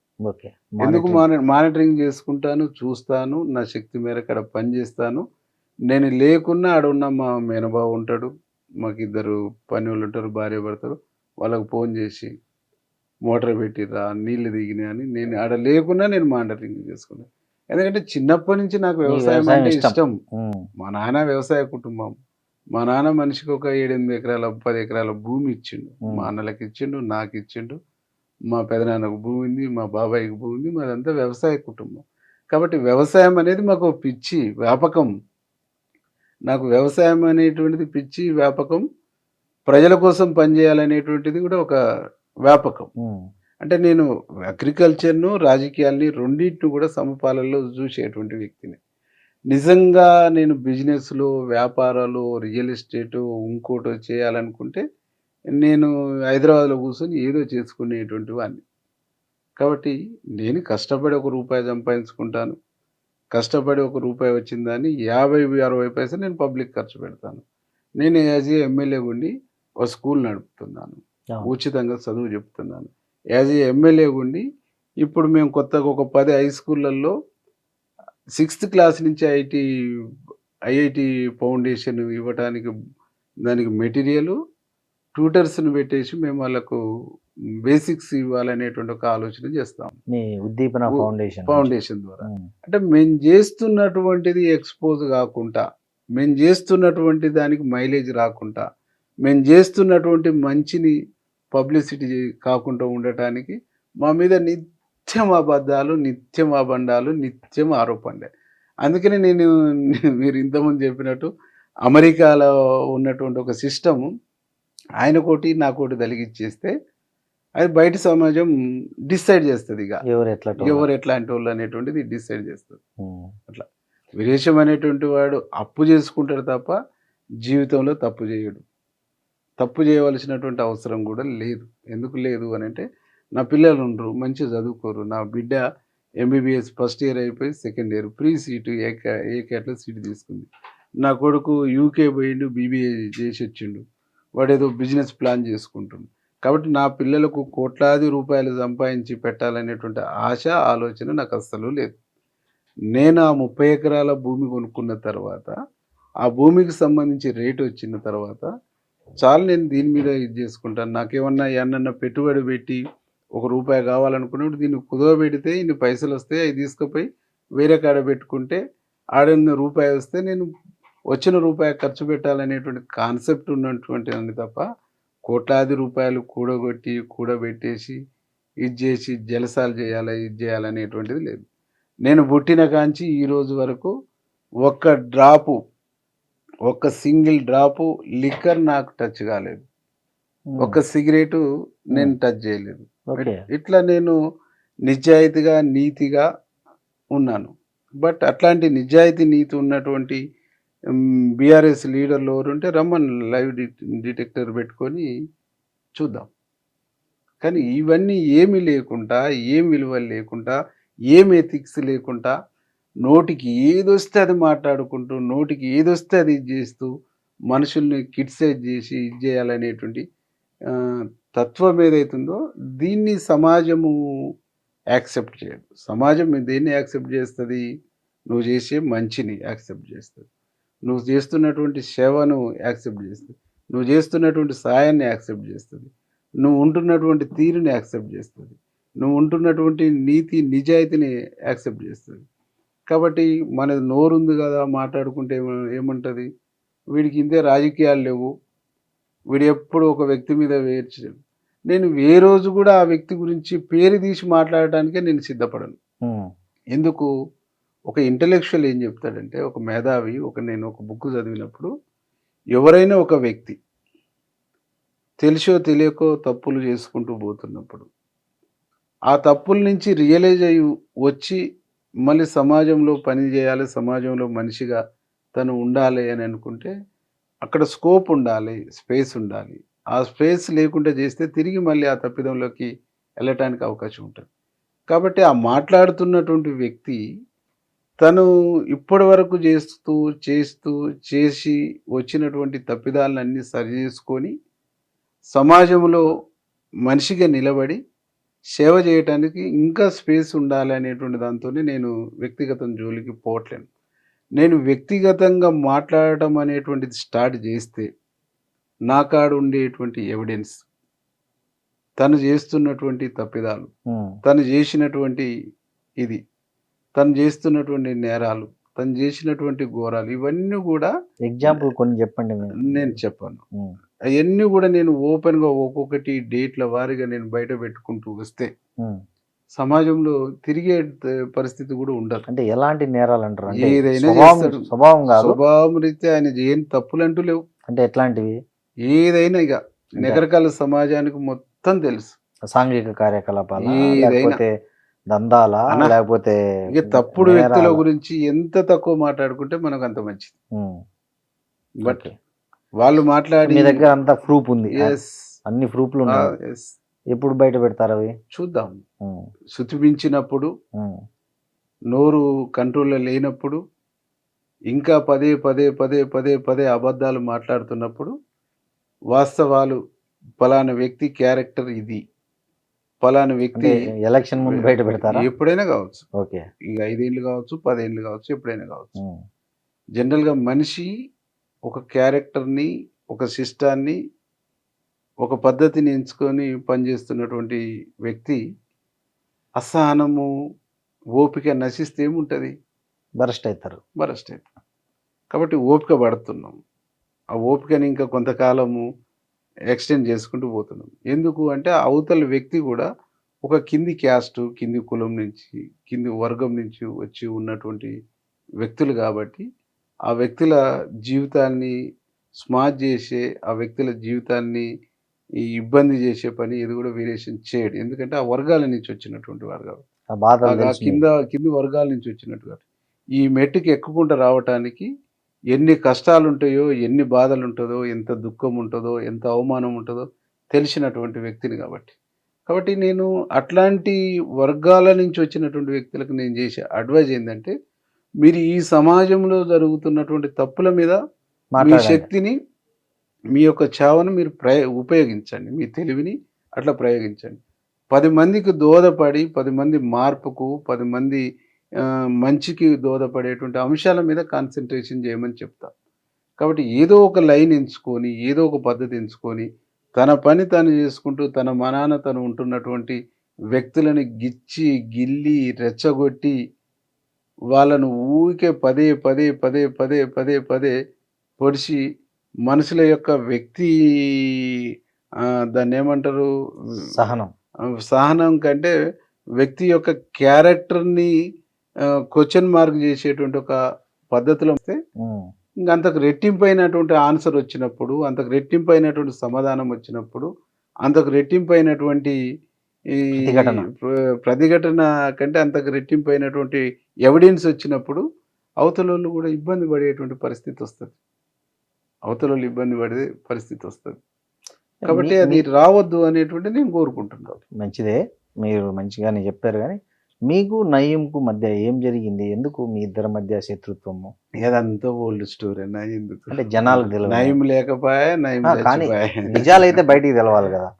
చాలా సార్లు ఇప్పుడు ఆయన బతికున్నప్పుడు అంటే ఒకవేళ ఏదైనా అనుకో, ఆయన లేదు. రాములన్న, సాంబశివుడన్నను టార్గెట్ చేస్తున్నటువంటి క్రమంలో మేమంతా టీఆర్ఎస్లో ఉన్నప్పుడు, ఉమ్, టీఆర్ఎస్లో ఉన్నటువంటి వాళ్ళందరినీ ఫోన్లు చేసి బెదిరించి, హుకుం జారీ చేసి, ఆ నల్లగొండల వినాయకుడిని పెట్టినప్పుడు ఆడికి రావాలి, కొబ్బరికాయ కొట్టాలి, మీరు అటెండ్ కావాలి, లేకుంటే చూస్తా చేస్తా అని ఇట్లా చాలా సందర్భాల్లో ఇది చేసిండు. మీ పిల్లల్ని కూడా లేపేస్తా అని ఇంకా అంటాడు ఇంకా ఆయన ఉమ్. అన్నప్పుడు. మీరు ఎట్లా దాన్ని ఫేస్ చేశారు? ఇక మేము ఒక 20 ఏళ్ళు విప్లవోద్యమంలో ఉమ్, ఈ ఈ జీవితం ప్రజల కోసం త్యాగం చేయాలి అనేటువంటి మరణ శాసనాన్ని నుదిటిన రాసుకున్నటువంటి వాళ్ళు భగత్ సింగ్ చెప్పినట్టు ఉమ్, నుదిటినే మరణ శాసనాన్ని రాసుకొని 20 ఏళ్ళు ప్రజా విప్లవ రాజకీయాల్లో ఉన్నటువంటి వాళ్ళం.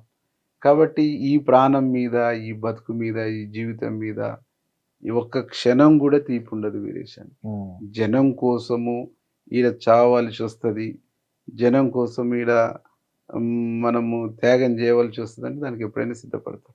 అంతే తప్ప దానికి ఏ రోజు కూడా పెరికితనము, బతుకు మీద తీపి, సంపద మీద తీపి అనేటువంటి వీరేశం జీవితంలో ఇప్పుడు ఉండదు. ఆయన జస్ట్ మిమ్మల్ని గణపతి మండపంలోకి పోయి రమ్మంటే మీరు ఎందుకు పోలేకపోయారు? అంటే మీకు జనరల్ గా అంటే నన్ను ఆదేశించవలసింది నేను ఉన్నటువంటి పార్టీ. ఓకే. నన్ను డిక్టేట్ కానీ మీ పార్టీలోనే చాలా మంది వెళ్ళి నన్ను డిక్టేట్ చేయవలసింది నేను నమ్ముకున్నటువంటి రాజకీయ పార్టీ, నేను నమ్ముకున్నటువంటి నాయకుడు. ఉమ్, ఇట్లాంటి రౌడీలు, గుండాలు వీళ్ళు డిక్టేట్ చేస్తే, ఉమ్, వాళ్ళ డిక్టేటర్షిప్కు నేను భయపడిపోతే నేను నా ప్రజల్ని, నన్ను నమ్ముకున్న కేడర్ని నేనేం కాపాడుకోగలుగుతా? కాపాడుకోలేను కదా. అంటే ఒకటి ఉంది బయట ప్రచారం, నయీంని ఎన్కౌంటర్ చేయడానికి పోలీసులు అప్పటి ప్రభుత్వం పైన ఒత్తిడి పెంచిన వాళ్ళలో నయీం మీద ఏదో ఒకటి చేయండి అని మీరు కూడా ఉన్నారు అని ఒక అవును, పైల శేఖర్ రెడ్డి గారు మేము ఇద్దరం పోయేసి ఉమ్, కాళ్ళు మొక్కిన మాట నిజం. ఎవరు? కేసీఆర్ మొక్కిన మాట నిజం. ఇబ్బంది పెడుతుండు, ఒత్తిడి చేస్తుండు. బాగా సఫర్ అవుతున్నాం అన్నమాట నిజం. ఆ తర్వాత పార్టీ అప్పుడున్నటువంటి ప్రభుత్వం ఏం పాలసీ తీసుకుందో పాలసీ తీసుకొని తనేం చేసిండో ఏమైందో తనని నివారించండి, తనతో ఇబ్బంది అవుతుందని చెప్పుకున్న మాట అయితే నిజం. తర్వాత పైల శేఖర్ రెడ్డికి ఏంటి ప్రాబ్లం ఆయనకు? అంటే ఆ ప్రాంతంలో గెలిచినటువంటి వాళ్ళు, ఆ ప్రాంతంలో ఉన్నటువంటి వాళ్ళు ఎవరైనా వాళ్ళకు లోబడి ఉండాలి, తన కంట్రోల్ ఉండాలి, తన చెప్పు చేతులు ఉండాలి అనేటువంటి ఒక స్వభావం అనేటువంటిది ఉంటుంది. కాబట్టి దాన్ని ఆయన కూడా తట్టుకోలేకపోయింది. ఆ ప్రెషర్, ఆ ఫోన్లు, ఒత్తిడి అనేటువంటి తట్టుకోలేక ఇద్దరం కలిసి 2-3 సార్లు చెప్పిన మాట నిజం. ఏమన్నారు కేసీఆర్ గారు మీరు చెప్తే? సరే గవర్నమెంట్ చూసుకుంటుంది, ఉం. డీజీపీ ఉన్నాడు, పోలీసు ఉన్నది, సిస్టమ్ ఉన్నది, ఆ సిస్టంలో నడుస్తుంది, నువ్వు నేను చేసేది కాదు కదా అని చెప్పేసి మీరు ఇలా రిక్వెస్ట్ చేసిన ఎన్ని రోజులకి ఎన్కౌంటర్ అయ్యాడు నయీం? ఒక 5-6 నెలల తర్వాత. 5-6 నెలల తర్వాత. అంటే మీ రిక్వెస్ట్ ఇనిషియేట్ చేశారని అర్థమవుతుంది దీన్ని బట్టి, అంతే కదా? అంటే అనేక కారణాలు ఉండొచ్చు. ఉం. మనదే ఎందుకు అనుకోవాలి? మనలాగా ఎంతోమంది బాధపడి చెప్పుకోరు, ఉం. మేమిద్దరమే కాదు కదా. అవును. అంటే ఈ రాష్ట్రంలో బాధపడ్డోళ్ళు, ఈ రాష్ట్రంలో సఫర్ అయిన వాళ్ళు, వ్యాపార వర్గాలు ఉన్నారు, వ్యక్తులు ఉన్నారు, శక్తులు ఉన్నారు. కొంతమంది మంత్రులకు కూడా ఫోన్లు చేసి బెదిరించారని అంటే ఎవరికైనా చేస్తారు, పిచ్చోడి చేతిలో రాయి కదా, అది ఎటైనా ఇసరడానికి స్కోప్ ఉంటది కదా. కొంతమందికి ఇంకా నాకు తెలిసింది అంటే అప్పుడు కేసీఆర్ ఫ్యామిలీలో కూడా ఒక మెంబర్ ఫోన్ చేసి ధమ్కి ఇచ్చాడు.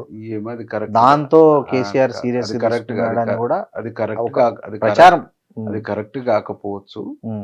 అంటే ఇక ఒక జనరల్గా ఏ సిద్ధాంత బేస్ లేని ఓ లంపెన్ సెక్షన్గా ఏర్పడ్డటువంటి వాళ్ళకు ఏముంటుంది?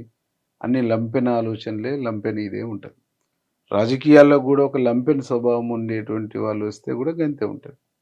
వాళ్ళ లంపెన్ కల్చరే డెవలప్ అయింది తప్ప ఒక సిస్టము, ఒక పద్ధతి, ఒక ప్లాన్ అనేటువంటిది ఉండదు అన్నట్టు. ఇప్పుడు మీరు ఇద్దరు ముఖ్యమంత్రులను చూశారు, రేవంత్ రెడ్డిని చూశారు, కేసీఆర్ని చూశారు. హానెస్ట్గా చెప్పండి, ఎవరు బాగా అడ్మినిస్ట్రేషన్, అంటే పార్టీలు ఉన్నారని కాదు, అంటే నాకు రేవంత్ అన్నే రైట్ అడ్మినిస్ట్రేషను, ఒక మంచి ముఖ్యమంత్రిగా కనిపిస్తూ ఉంటుంది. ఎలా? ఎందుకు అని అంటే ఒక ఎమ్మెల్యే పోయి తన కాన్స్టిట్యున్సీ కావచ్చు, తన సమస్యలు కావచ్చు, ఎప్పుడైనా పోయి కలిసి చెప్పుకునేటువంటి ఒక ఫ్రీడమ్, స్వేచ్ఛ ఉన్నది టుడే. ఓకే. ఈ రోజుకి నేను ఒక్క రోజులో 3 సార్లు పోయి కలవగలుగుతాను. అపాయింట్మెంట్ తీసుకోకుండానే ఒక ఎమ్మెల్యే ఇంటికాడ ఉన్నాడంటే నేను డైరెక్ట్ పోతే ఎమ్మెల్యే అనగానే లోనకు పంపించేటువంటి, రాజశేఖర రెడ్డికి సీఎం పంపించేటువంటి ఒక పరిస్థితి ఉంటుంది. ఒక రోజు ఇంటికాడ కలవగలను, సెక్రటరేట్కి వస్తే సెక్రటరేట్ కలవగలను, ఇంకేమన్నా ప్రోగ్రాంలు ఉంటే ఆడ కూడా పోయి కలవగానే ఏడా కనిపించిన హాయ్ వీరేష్ ఏంది ఏమన్నా మాట్లాడాలన్నా అని చెప్పేసి అడుగుతాడు. ఏం లేదన్నా ఊరికనే వచ్చినట్టు ఓకే అని చెప్పేసి. అంటే పలకరియ్యకుండా పోయిన ఎమ్మెల్యేని పలకరియ్యకుండా, మందలియకుండా, మాట్లాడకుండానే ఉండినటువంటి దాఖలాలు అయితే లేవు ఈ రోజుకి నేను చూసిన. అంటే ఎక్కువ సార్లు కలిసిన నేను అక్కడ, నేను టైం తీసుకొని టైం ఇచ్చినప్పుడు రమ్మన్నప్పుడు పోవాలి, ఆ సిస్టమ్ అనేటువంటిది ఉండేది. కానీ ఇక్కడ ఆ ఫ్రీడమ్ ఒకటి ఉండదు. రెండంత ఫ్రెండ్లీగా మాట్లాడతాడు, ఫ్రెండ్లీగా ఉంటాడు, ఫ్రెండ్లీగా షేర్ చేసుకుంటాడు, ఫ్రెండ్లీగా ఇది చేస్తుంటాడు.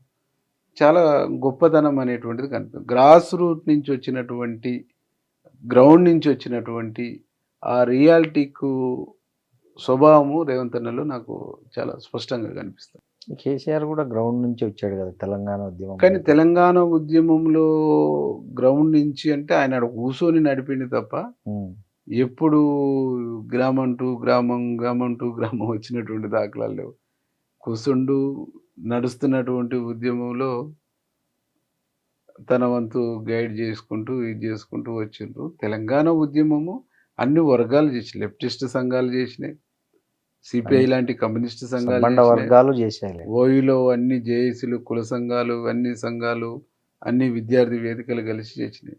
అన్నిటికీ ఒక ఐకాన్ లాగా, ఒక డైరెక్షన్ ఇస్తూ, ఒక పెద్దనలాగా బీఆర్ఎస్ పనిచేసుకుంటూ వచ్చింది. అంటే తెలంగాణ వాదాన్ని, తెలంగాణ నినాదాన్ని నిలబెట్టినటువంటి ఫస్ట్ తెలంగాణ సంఘర్షణ సమితి అని చెప్పేసి జనశక్తి ఆధ్వర్యంలో ఏర్పడింది. కేశవరావు జాదవ్ ఆధ్వర్యంలో తెలంగాణ ఐక్య వేదిక ఏర్పడ్డది. ఆకుల భూమయ్య గద్దర్ గారి ఆధ్వర్యంలో తెలంగాణ జనసభ ఏర్పడ్డది. మారోజు వీరన్న ఆధ్వర్యంలో తెలంగాణ మహాసభ ఏర్పడ్డది. ఇవన్నీ చాలా త్యాగాలు చేసినాయి. చాలామంది అమరులైనరు. బెల్లి లలిత లాంటి వాళ్ళు, ముక్క కరుణాకర్ లాంటి వాళ్ళు, మారోజు వీరన్న లాంటి వాళ్ళు, అనేక మంది అప్పుడున్న పోలీసు రాజ్యం చేత, నయం చేత హత్య చేయబడ్డాడు. ఈ హత్యలు జరుగుతున్నటువంటి క్రమంలో విద్యార్థి సంఘాలు టీఎస్ఓ అని, టీఎస్ఎఫ్ అని ఇట్లా అనేక సంఘాలు వచ్చేసి తెలంగాణ వాదాన్ని, తెలంగాణ నినాదాన్ని, తెలంగాణ చైతన్యాన్ని తెలంగాణ వ్యాప్తంగా బాగా స్పీడప్ చేయగలరు. నరేంద్ర కూడా పెట్టిండుగా తెలంగాణ ప్రజా సమితి, ఇంకానే నరేందర్ పెట్టిండు, విజయశాంతి విజయశాంతి పెట్టింది, పెట్టింది, దేవేంద్ర గౌడ్ కూడా మళ్ళీ కొన్ని తెలంగాణ రోజులు- అని దేవేంద్ర గౌడ్ కూడా కొంత స్టార్ట్ అయ్యిండు. అవును. అంటే వ్యక్తులు, శక్తులు, వ్యవస్థలు, సంస్థలు అన్నీ కూడా ఉమ్, ఈ నినాదాన్ని బతికించుకుంటూ వచ్చినాయి. గద్దర్ గారు అయితే తెలంగాణ కోసం ఒక క్యాసెట్ తీసి అమ్మ తెలంగాణమ్మ అని చెప్పేసి తెలంగాణకు ఎన్ని బాధలు ఉన్నాయి, ఎన్ని నీళ్ళు ఎట్లున్నాయి, ఇవన్నీ కూడా బాగా ఎడ్యుకేట్ ప్రజల్లో చేస్తూ, అవగాహన కల్పించారు అవగాహన కల్పిస్తూ మాటలు వస్తున్నారు. పాటల ద్వారా. అప్పటికి చంద్రబాబు నాయుడు గారు 2001 నాటికి 2004లో రాజశేఖర రెడ్డి గారు వచ్చారు. సంవత్సరానికి 500 మంది చొప్పున 5 ఏళ్లలో 2500 మందిని ఉమ్మడి ఆంధ్రప్రదేశ్లో ఎన్కౌంటర్లలో గ్రీన్ టైగర్స్, రకరకాల పేరుతో కోబ్రా. హత్యలు చేయడంతో ఉమ్. తెలంగాణ పల్లెలన్నీ బిక్కు బిక్కుమంటున్నటువంటి క్రమంలో టిఆర్ఎస్ లాంటిది వచ్చినప్పుడు ఈ లెఫ్టిస్ట్ ఐడియాలజీ ఉన్నటువంటి వాళ్ళందరూ కూడా దాంట్లో చేరటం, వాళ్ళు కంప్లిమెంట్తో పనిచేసుకుంటూ రావటం అనేటువంటిది అది సస్టైన్ అయింది, నిలబడ్డది.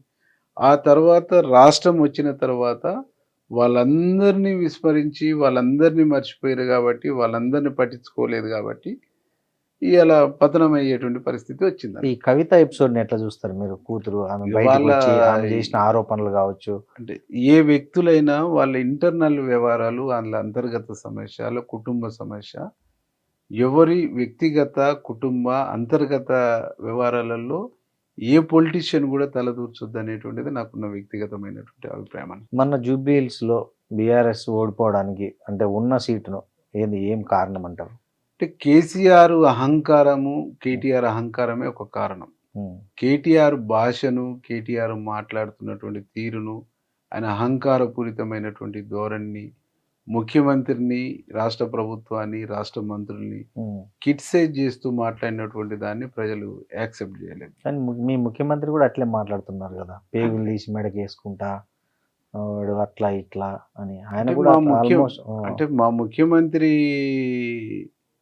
ఎప్పుడు మాట్లాడిండు, 2 నెలల్లో ఈ చైరు ఉండదు, ఊసిపోద్ది, 6 నెలల్లో చైరు పోద్ది అంటే ఇది ఉట్టిగానే రాలేదు.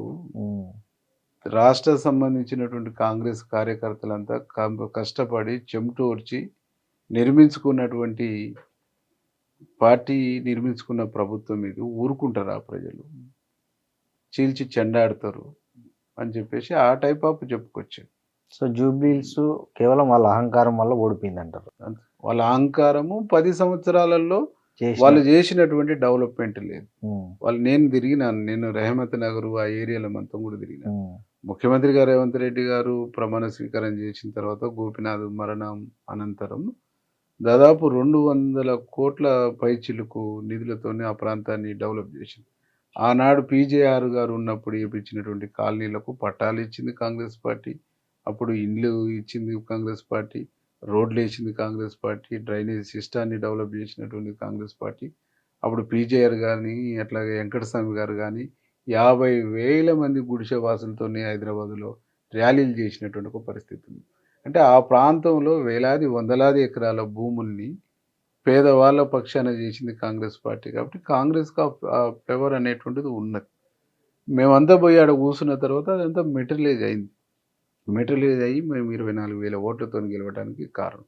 దానికి సూక్ష్మ స్థాయిలో, బూత్ స్థాయిలో, ఓటర్ స్థాయిలో ముఖ్యమంత్రి గారు ఇచ్చినటువంటి డైరెక్షను, ఆయన ఇచ్చిన గైడెన్స్ అనేటువంటి చాలా గొప్పగా పనిచేసింది కాబట్టి మేము గెలవగలిగినాం.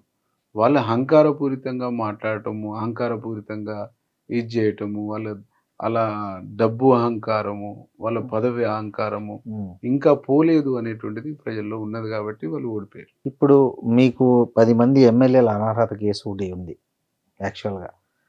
జనరల్గా ఇప్పుడు బీఆర్ఎస్ చేసిన తప్పే కాంగ్రెస్ పార్టీ ఎందుకు చేసింది? ఇప్పుడు మీకు ఏం అవసరం వచ్చింది బీఆర్ఎస్ నుంచి 10 మందిని మళ్ళీ ఇటు చేర్చుకోవడము? అంటే చేర్చుకోలేదు ఎవరిని. ఉమ్, వాళ్ళు ప్రభుత్వంతో కలిసి పనులు తీసుకుంటున్నట్టు వాళ్ళ నియోజకవర్గాలకు పనులు, వాళ్ళ నియోజకవర్గాలకు నిధులు, వాళ్ళ నియోజకవర్గాలకు సంబంధించినటువంటి వివిధ డెవలప్మెంట్ యాక్టివిటీస్‌లో ముఖ్యమంత్రి గారితో కలవటం, ముఖ్యమంత్రి గారిని కలిసి ఫండింగ్ అడగటం, నిధులు అడగటం ఇదనేటువంటిది చేస్తుంది. అంటే ఏ పార్టీ ఎమ్మెల్యేలైనా కలవటము, వాళ్ళ నియోజకవర్గానికి సంబంధించినటువంటి అంశాల్ని ప్రభుత్వం దృష్టికి తీసుకుపోవటం, ముఖ్యమంత్రి గారు అర్జీలు పెట్టుకోవటం, ముఖ్యమంత్రి గారి దృష్టికి తీసుకుపోవటం అనేది సహజం. ఆ పోతున్నటువంటి క్రమంలో వీళ్ళ మీద విశ్వాసం లేదు కాబట్టి, వీళ్ళ మీద నమ్మకం లేదు కాబట్టి, వీళ్ళు ఉన్నప్పుడు కాలేదు కాన్స్టిట్యున్సీ డెవలప్, ఇప్పుడు ముఖ్యమంత్రి చేస్తుండని చెప్పేసి నిధుల కోసం కలవటం, నిధుల కోసం ఇది చేయటం అనేటువంటిది జరిగింది. ఒక దానం నాగేంద్ర గారే వచ్చేసి పోటీ చేసిండు. తను కూడా వచ్చి ఎందుకు పోటీ చేసిండు, ఇప్పుడు నీకు ఎంపీ ఎన్నికల్లో బీఆర్ఎస్ 0 కావడానికి బీజేపీతోనే అండర్‌స్టాండింగ్ చేసుకుంది. బీజేపీతో అండర్‌స్టాండింగ్ అయితున్నప్పుడు, బీజేపీతో అండర్‌స్టాండింగ్ చేసుకున్నప్పుడు మాత్రమే ఇంక వీళ్ళతో అనవసరము ప్రభుత్వంతోనన్నా మంచిగుండి ముఖ్యమంత్రినైనా కలిసి మనం నిధులు తెచ్చుకుందాం అని చెప్పేసి చెప్తారు. వాళ్ళు చాలా సందర్భాల్లో మేము బీఆర్ఎస్ క్యాండిడేట్లమే, బీఆర్ఎస్ కోసం సంబంధించినటువంటి మేము బ్యానర్ మీదనే గెలిచినాం. మేము నిధుల కోసం, డెవలప్‌మెంట్ కోసం మాత్రమే ముఖ్యమంత్రి గారిని కలిసాం అనేటువంటిది చాలా స్పష్టంగా చెప్తా ఉండ్రు. దాన్నే స్పీకర్ గారు పరిశీలన చేస్తా ఉన్నారు. మంత్రివర్గ కూర్పులో మీ సామాజిక వర్గం నుంచి మీరే ఓ రకంగా అనుభవం ఉన్న వాళ్ళు, ఉద్యమ నేపథ్యం ఉంది, ప్రజల సమస్యల పట్ల అవగాహన ఉంది. మీ పేరు ఎందుకు పరిశీలనలో రాలేదు అసలు కాంగ్రెస్ దీంట్లో? మళ్ళా అంటే మేము అడగలేదు. అంటే అందరూ అడిగితేనే ఇచ్చారా మంత్రి పదవులు? అంటే మేము అడగలేదు, నాకు వద్దని కూడా చెప్పాను. ఎందుకు? అంటే నేను కాంగ్రెస్ పార్టీలోకి పోయింది కూడా మొన్ననే, ఎన్నికలకు ముందే. ముందు నుంచి కాంగ్రెస్ పార్టీలో పనిచేస్తున్నటువంటి లక్ష్మణ్ గారు ఉన్నారు. 2 సార్లు 3 సార్లు పోటీ చేసి ఓడిపోయిండు. ఒకసారి జిల్లా పరిషత్ చైర్మన్గా చేసిండు. ఎన్ఎస్సిఐ నుంచి పనిచేసుకుంటూ వచ్చాడు. అంటే మొదటి నుంచి పనిచేస్తున్నటువంటి వాళ్ళకు ప్రాధాన్యత ఉంటేనే ఆ కాంగ్రెస్ ఫిలాసఫీ, కాంగ్రెస్ ఐడియాలజీ ఉంటుంది కాబట్టి, కాంగ్రెస్ పార్టీ ఈ రాష్ట్రంలో ఉండే దళితుల పట్ల, అణగారిన వర్గాల పట్ల ఉన్నటువంటి ఒక విజన్, పార్టీకి ఉన్నటువంటి అవగాహన, ఇవన్నీ కూడా తనైతేనే కరెక్టు అనేటువంటి అభిప్రాయంతో నేను కానీ, సామేలన్న కానీ మేమెవరం కూడా అడగలేదు. అక్కడి నుంచి ఉన్నటువంటి లక్ష్మణ్ కానీ, అట్లా కౌంపల్లి సత్యనారాయణ కానీ ఎవరికి ఇచ్చినా మాకు అభ్యంతరం లేదు అని చెప్పేసి అందరం మీరు పార్టీ మొదటి నుంచి ఉన్నటువంటి కులమానికం తీసుకుని ఎవరికి ఇచ్చినా మాకు అభ్యంతరం లేదని అందరం మేము పోయి చెప్పినాం. లక్ష్మణ్ అన్న కూడా అదే మాట చెప్పింది, ఎవరికన్నా ఇవ్వండి, మాకు సామాజిక వర్గానికి ఇవ్వండి అని చెప్పేసి. మా సామాజిక వర్గం నుంచి ఇప్పటికే దామోదరం రాజనరసింహన్ రెండోది కూడా ఇవ్వండి మాకు, పెద్ద కమ్యూనిటీ అని చెప్పేసి అడగడం. అవతల బట్టి అన్న ఉన్నాడు, ఆ తర్వాత గడ్డం ప్రసాద్ గారు ఉన్నాడు, వివేకన్న కూడా ఉన్నాడు. కాబట్టి ఇది కూడా పెద్ద సామాజిక వర్గం, 2 ఇస్తే ఈ సామాజిక వర్గం కూడా హ్యాపీగా ఉంటుంది అని చెప్పేసి అడగటం జరిగింది. అధిష్టానం కూడా దాన్ని పరిశీలించి చేసింది. కాబట్టి ఏ రోజు కూడా నాకు మంత్రి కావాలనేటువంటిది అడగలేను, భవిష్యత్తులో కూడా అడగను. వాళ్ళు ఇస్తే తీసుకుంటారు. నేను పార్టీకి ఏడ ఉపయోగము, ఏడ అవసరము, నా అవసరం పార్టీకి ఏడ ఉందంటే ఆడ నేను సిన్సియర్గా, ఆనెస్ట్గా పనిచేసేటువంటి ఒక సిపాయిని మాత్రమే. ఇప్పుడు ఇంకో మాట కూడా అన్నాడు చిరుమర్తి లింగయ్య, మేము శిలాఫలకం వేసిన వాళ్ళను వాళ్ళు ఓపెన్ చేసుకుంటున్నారు అనే ఒక ఇది ఆరోపణ చేశారు. అంటే అది ఎంత అవగాహన లేనటువంటి అంశం అన్న. ఏ గవర్నమెంట్ అయినా ఒక సంబంధించినటువంటి పనిని స్టార్ట్ చేసి ఆ గవర్నమెంట్ దిగిపోయినప్పుడు, ఆ పని ప్రజలకు ఉపయోగపడేదైనప్పుడు, ప్రజలకు అవసరమైందన్నప్పుడు వచ్చినటువంటి గవర్నమెంట్ నిధులు ఇచ్చి గెలిచినటువంటి ఎమ్మెల్యే తిప్పలబడి అంతకుముందు ఉన్న పెండింగ్ బిల్లు ఉంటే ఆ బిల్లులు ఇప్పించి మళ్ళీ ఇంకా ఏం నీడ్ ఉందో ఆ నీడ్స్ అన్ని ఏర్పాటు చేసి ప్రజలకు అందుబాటులోకి తేవలసినటువంటి బాధ్యత అక్కడ శాసనసభ్యునిగా గెలిచినటువంటి వాళ్ళకు ఎవరికైనా ఉంటుంది. ఆ పని నేను తూచా తప్పకుండా చేస్తున్నాను. అది కూడా చేయొద్దు అని అంటే ఇంకా అది ఆయన భావదారిద్ర్యం తప్ప ఇంకొకటి ఉండదు. రెండవది వచ్చేసి శిలాఫలకాలంటే ఈ రాష్ట్రంలో, ఈ నియోజకవర్గంలో దాదాపు ఎమ్మెల్యే ఎన్నికలు ఇంకా నెల రోజుల్లో నోటిఫికేషన్, 15 రోజుల్లో నోటిఫికేషన్ వస్తుంది అనుకున్నప్పుడు పటా శిలాఫలకాలు వేసుకుంటూ పోయారు. ఒక్కదానికి జీవోలు లేవు, ఒక్కదానికి కూడా ఫండింగ్ లేవు. ఏం చేయాలి ఇప్పుడు? ఇప్పుడు ఫలానా నిధుల నుంచి అని చెప్పేసి ఇస్తారు. ఫలానా పంచాయరాజ్ డిపార్ట్మెంట్, ఫలానా ఇంకో డిపార్ట్మెంట్, నాబార్డ్ నుంచి నాబార్డ్ నుంచి అవి నిధులే లేవు, శిలాఫలకాలు ఉన్నాయి. దాదాపు ఈ నియోజకవర్గంలో 300-400 కోట్లకు అట్లాంటి శిలాఫలకాలు కొట్టుకుంటూ పోయారు. ఇప్పుడు మేము కొత్తగా ఈ గవర్నమెంట్ వచ్చినాక ఈ ఇయర్ బడ్జెట్ నుంచి మేము నిధులు తీసుకొచ్చిన తర్వాత శిలాఫలకం వేయవలసినటువంటి అవసరం అయితే ఉంటుంది కదా, ఉంటది. ఉన్నప్పుడల్లా గగ్గోలు పెడితే మేమేం చేయం. ఇప్పుడు ఇనుపాముల గుట్ట ఉంది, ఆ గుట్ట మీద 5 కోట్లతోని మేము ఫౌండేషన్ వేస్తున్నాం, ఇక్కడ శివాలయం నిర్మిస్తామని చెప్పారు. 5 కోట్లు కదా, 5 లక్షలు కూడా మంజూరు లేదు. అక్కడున్న ఒక క్రషర్ అతన్ని పట్టుకొని పైదాకా రోడ్డు పోపించారు. దానికి దాదాపు 1,50,00,000. దాని శాంక్షన్ లేదు, నిధులు లేవు. మరి ఇప్పుడు ఆ ఏడ తెచ్చి ఇవ్వాలి? ఇట్లా చెప్పుకుంటూ పోతే చాలా మిస్టేక్స్ చేసారు. అయినా మేము ఆ మిస్టేక్స్ గురించి ఇగో ఇది ఈ తప్పు, ఇది ఈ తప్పు అని చెప్పుకుంటూ పోతే చెప్తే రామాయణం అంతా అంటే భారతం భారతం అంతా ఉంటుంది. అవన్నీ కూడా మేము ఏడే చెప్పట్లేము. ఎందుకు? ప్రజలు మనకు బాధ్యత ఇచ్చారు, మన పని మనం చేసుకుంటూ పోదాం, మన మానాన మనం పని చేసుకుంటూ పోదాం. ఊరికే ఒకరిని గెలకటము, ఒకరిని గిచ్చటము, ఒకరిని గోకటం అనేది రాజకీయం కాదు. ఎన్నికల నాడే రాజకీయాలు మాట్లాడాలి. నేను ఏం చేస్తానో ప్రజలకు చెప్పి ఓటు అడగాలి. నేను ఏమి ఇచ్చినో హామీలు, ఏం చేసినో ఏం చేయలేకపోయినో ప్రజలకు చెప్పుకుంటూ ఓట్లు అడగాలనేటువంటి ఒక డెవలప్మెంట్ పాలిటిక్స్, ఒక స్ట్రాటజీని నమ్మినటువంటి వాడు, ఒక సిద్ధాంతాన్ని నమ్మినటువంటి వాడు వేముల వీరేశం. కాబట్టి ఊరికే వాళ్ళకు తప్పులు వెతకాలి, ఈ తప్పులన్నిటిని పేర్చుకుంటూ పోయేసి రేపు ఓటు సంపాదించాలంటే రావు ఓట్లు ప్రజల్లో. మీరు అప్పుడు 5, ఇప్పుడు ఈ 2, 7 సంవత్సరాలు ఈ నియోజకవర్గానికి ఎమ్మెల్యే ఉన్నారు. మీ ల్యాండ్ మార్క్ డెవలప్మెంట్స్ కొన్ని చెప్పాలంటే ఏం చెప్తారు మీరు?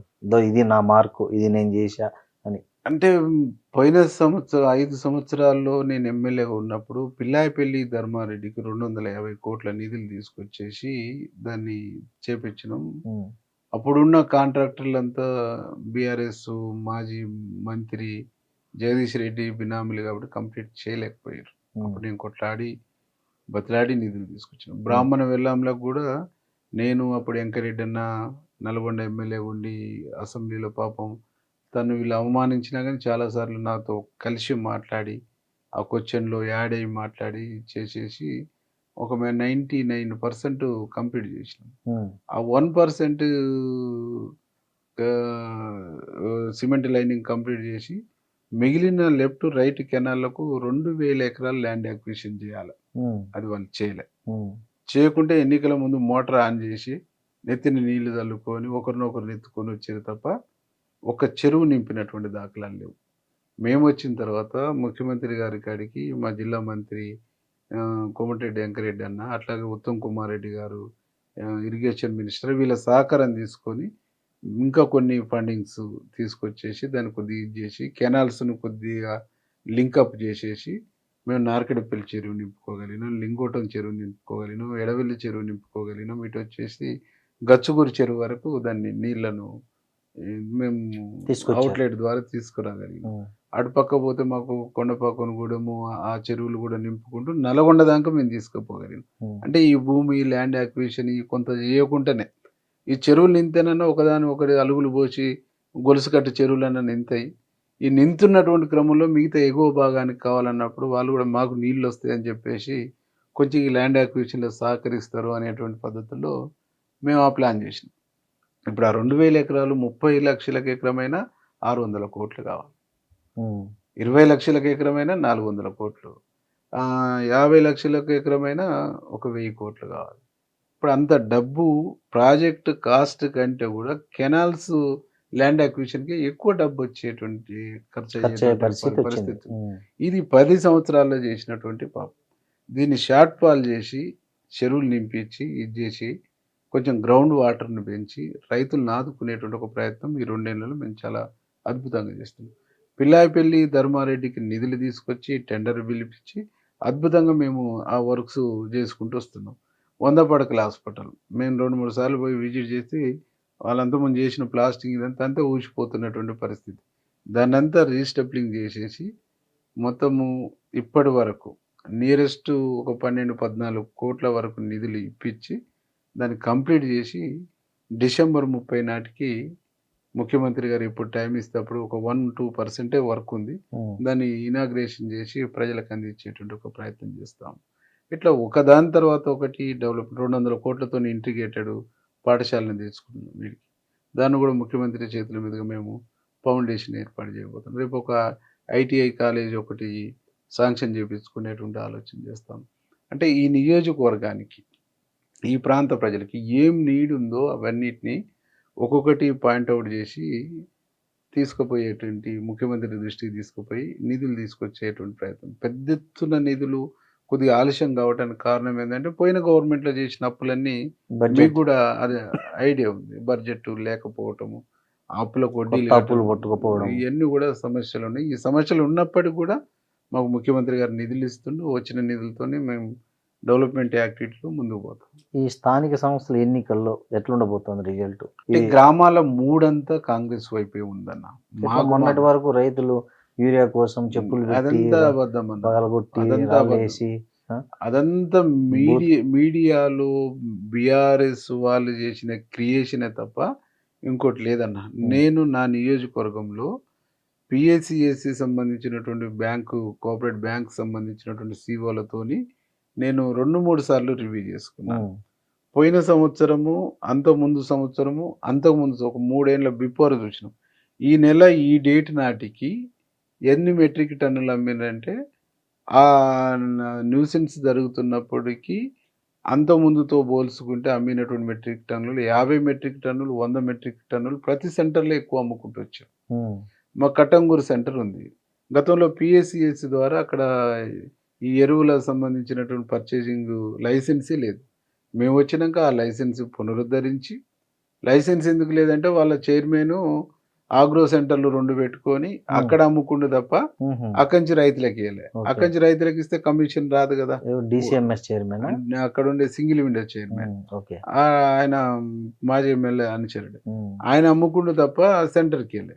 మేము 48 అవర్స్లో లైసెన్స్ రివ్యూ చేసి ఆ సెంటర్ నుంచి మేము యూరియన్ అందించేటువంటి ఒక ప్రయత్నం చేసినాం. కానీ ఇప్పుడు బీఆర్ఎస్ చెప్తుంది ఈ బాకీ కార్డు అని మన ప్రచారం కూడా చేశారు వాళ్ళు. ఏదైతే మహిళలకు 1500 లేదు, అదేవిధంగా పెన్షన్ 2000 నుంచి 4000 పెంచలేదు, రైతు బంధు ఇంకా చాలా మందికి పడలేదు.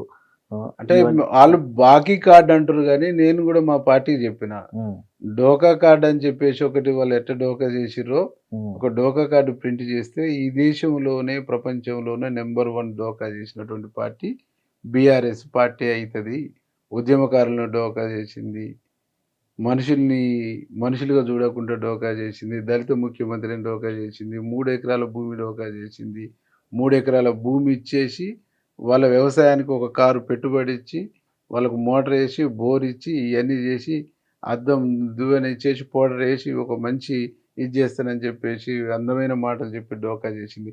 అసెంబ్లీని 3 ఎకరాలు ప్రకటించి అదే అసెంబ్లీలో మేము ఎక్కడ అనలేదు అని చెప్పేసి అదొక డోకా చేసింది. ఇంటికి ఒక ఉద్యోగం అని చెప్పేసి డోకా చేసింది. బంగారు తెలంగాణ అని చెప్పేసి డోకా చేసింది. దళిత బంధు అని చెప్పేసి డోకా చేసింది. ఇట్లా చెప్పుకుంటూ పోతే డోకా కార్డులో 100 అంశాలకు సంబంధించి చేసింది. కొన్ని అంశాలు 4 రోజులు ఇవాళ సన్న బియ్యం ఇచ్చినాం, మేము ఎక్కడ చెప్పలే. రేషన్ కార్డులు ఇచ్చినాం, ఇందిరమ్మ ఇండ్లు ఇచ్చినాం, ఈ 200 యూనిట్ల కరెంట్ ఇచ్చినాం, 500కి గ్యాస్ ఇచ్చినాం, ఉచితంగా బస్సు ఇచ్చినాం. ఇలా ఆయన అన్ని సంవత్సరాలు కలిపిన ఇంత క్వాలిటీ చీరలు ఇవ్వలేదు. అంత అద్భుతమైన ఇందిరా శక్తి పథకం కింద చీరలు ఇచ్చినాం. ఆ చీరలు కూడా గవర్నమెంట్ సెలెక్ట్ చేసింది కాదు. సెల్ఫ్ వెల్ఫేర్ గ్రూప్స్, సమబాన సంఘాలు, జిల్లా సమైక్యలు, ఆ సమైక్యల నుంచి ప్రతినిధులు పోయి వాళ్ళు సెలెక్ట్ చేసుకొని, వాళ్ళు డిజైన్ని సెలెక్ట్ చేసుకొని, వాళ్ళు క్వాలిటీ సెలెక్ట్ చేసుకున్నటువంటి దాన్ని ప్రింట్ చేయించేసి 4 రోజులు ఆలస్యమైన వాళ్ళకు ఒక మంచి వాళ్ళు వాడుకోవటానికి ఉపయోగకరమైనటువంటి చీరలు ఇచ్చినాం. అంటే ఒక అద్భుతమైనటువంటి పద్ధతుల్లో ఆనాడు ఉపాధి హామీ పెడితే ఏ గవర్నమెంట్ వచ్చినా కంటిన్యూ చేయవలసినటువంటి పరిస్థితి ఎట్లుందో, ఆరోగ్యశ్రీ పెడితే ఏ గవర్నమెంట్ వచ్చినా కంటిన్యూ చేయవలసిన పరిస్థితి ఉందో, అట్లాంటి ఒక కంటిన్యూ చేసి సస్టైన్ అయ్యేటువంటి స్కీముల్ని, పథకాల్ని గౌరవ ముఖ్యమంత్రి రేవంత్ రెడ్డి గారు, కాంగ్రెస్ ప్రభుత్వం, మా మంత్రివర్యులు ఆలోచించి చేస్తున్నారు తప్ప ఎక్కడ డోకా చేసింది, ఎక్కడ మోసం చేసింది, డోకా చేసింది బీఆర్ఎస్, డోకాకూరు పార్టీ బీఆర్ఎస్. వాళ్ళు చేస్తున్నటువంటి ఆరోపణలన్నీ కూడా డోకా చెల్లుబాటు కానీ. అన్న ఫైనల్ కూడా చెప్పండి, వేముల వీరేశం రాజకీయ అంతిమ లక్ష్యం ఏంటి? ఈ నియోజకవర్గ ప్రజల మన్ననలు పొందటం, Hmm. ఈ నియోజకవర్గాన్ని సర్వీస్ చేయటం, ఈ నియోజకవర్గానికి సేవ చేయటం, ఈ నియోజకవర్గంలో ఇప్పుడు ఎట్లనైతే వాళ్ళ మధ్యన 24 అవర్స్ వాళ్ళకి అందుబాటులో ఉంటుందో అట్లా ఉండటమే వీరేశం యొక్క ఏకైక లక్ష్యం. థ్యాంక్ యూ అన్న, thank you very much. And for more videos, Please subscribe to iDream. Please subscribe to iDream. Please subscribe iDream. And please subscribe to iDream. For more videos, subscribe to iDream. please like, share, and subscribe to the channel. Congratulations, iDream. Subscribe to iDream. Subscribe to iDream. So subscribe to iDream Media. iDream ki iDream team అందరికి huge congratulations. Please subscribe iDream Media. Please subscribe to iDream. Subscribe iDream. Please subscribe to iDream. iDream అంటే నా కళల ఛానల్ను subscribe చేసుకున్న నోరు తిరుగుతలేదు, మీరైతే గంట గుర్తు కొట్టండి. For more such videos, please subscribe to iDream. Subscribe to iDream. Please subscribe to iDream. Please subscribe iDream Media. Please do subscribe to iDream. Please subscribe to iDream Media. For best entertainment and information, please subscribe iDream. And don't forget to subscribe to iDream.